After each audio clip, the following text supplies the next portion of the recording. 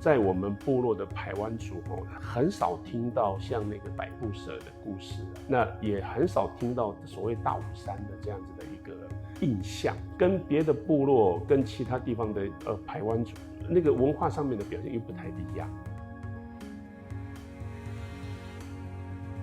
那拉拉兰比较特别的是，它既靠山又靠海，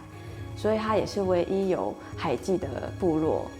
那后来我们有办了一个工作坊，再去跟拉拉兰他们的青年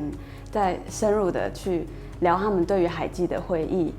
那另外一本呢，就是《回家》，那谈的就是拉劳兰他们非常著名的小米的耕作。那他也是透过这个戴明雄牧师，把这个小米的文化从很久很久就失落了，然后再把它找回来这个过程。绘本所带出来的意义不单单是部落的智慧的传承、教育的传达，能够提供给社会大众原住民部落的社会教育之外，其实更重要的是在于说，原住民